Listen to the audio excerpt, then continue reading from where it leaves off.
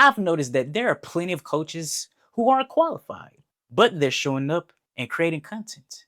And the ones who are qualified, they don't show up at all because they're afraid of showing up and appearing as a fraud. And it seems like the people who should say the least show up the most. And the people like yourself who have the most to share don't show up at all. So in this video, I'm going to share with you why you're not the imposter that you think you are, and why there's people out there who desperately needs you to show up for them on camera. Here's what I want you to realize. You are more than qualified, but you don't feel like it. And there's a gap that's keeping you invisible.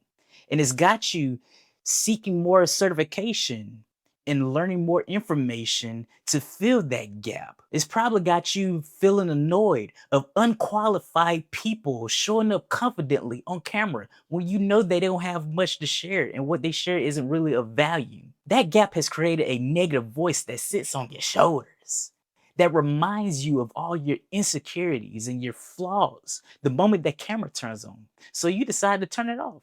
Or if you do manage to say anything, you feel like polyester rather than cotton. Every time you speak on camera, you feel inauthentic. You feel stiff and robotic and unnatural. So you decide to let those videos be prisoners that serves life sentences in your gallery, never to be seen by anyone. And here's what you may not have realized. The problem isn't your qualifications because, like I said, and I'm gonna keep saying this, you're more than qualified. The problem is who you compare yourself to. Listen, I know this because I lived this. When I decided I wanted to use my mouth to move the masses, the camera was a reflection of who I wasn't. The moment I faced the camera, I realized I wasn't a Les Brown. I wasn't no Eric Thomas or Tony Robbins. Why would anyone want to listen to me? The camera reminded me that I was 19 years old when I made that decision, with infinitesimal life experiences. And the experiences that I did have, they weren't as traumatic or problematic as theirs. I thought that my upbringing disqualified me because I recognized how theirs qualified them. Like, I didn't grow up like Les Brown.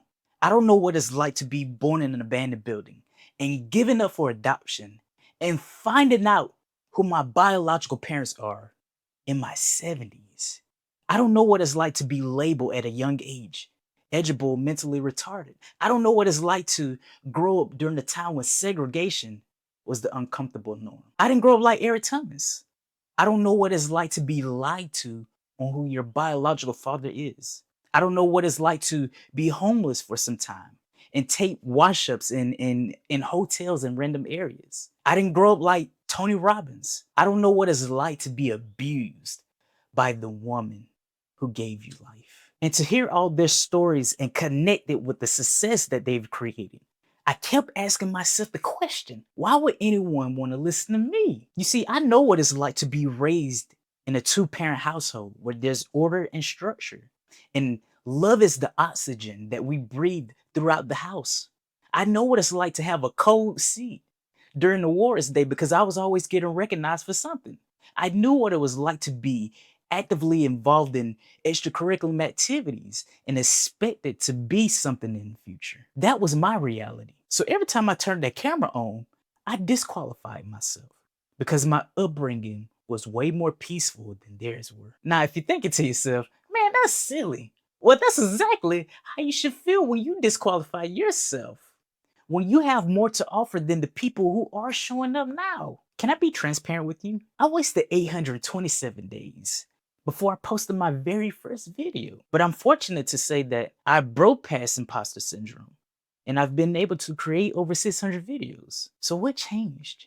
What was different? Well, during the 827 days, I started to feel guilty because I was hoarding value that could have been shared.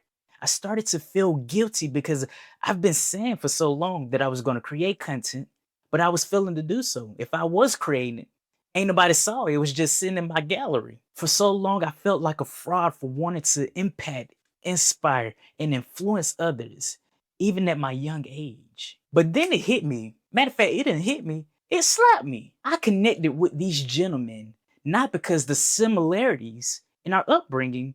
I connected with them because what they had to share was valuable for me. Ain't that something?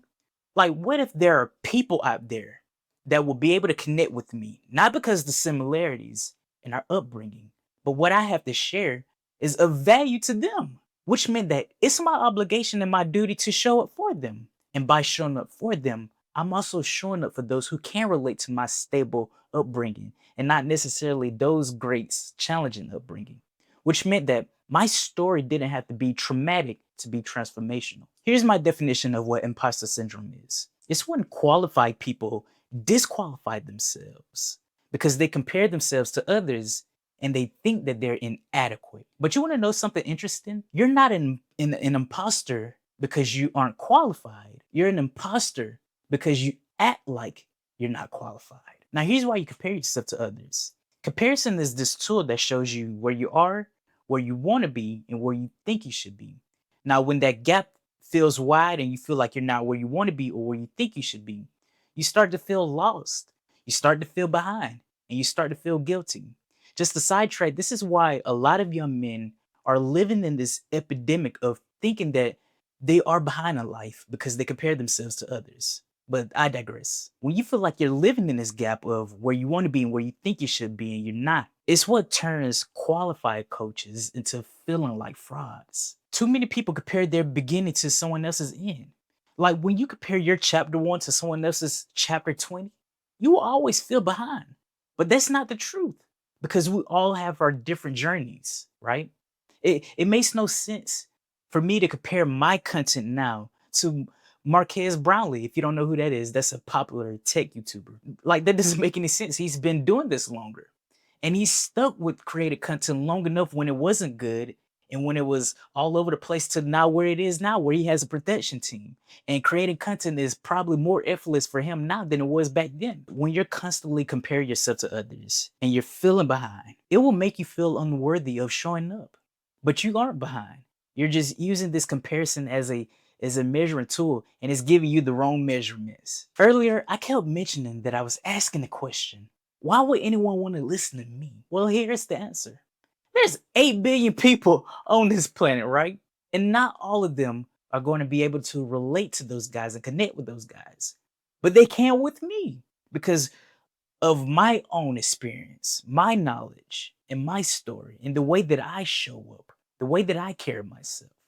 That's going to draw and attract the right people. My challenges and my obstacles, they're real too, even if they're not the same as those greats who I mentioned earlier.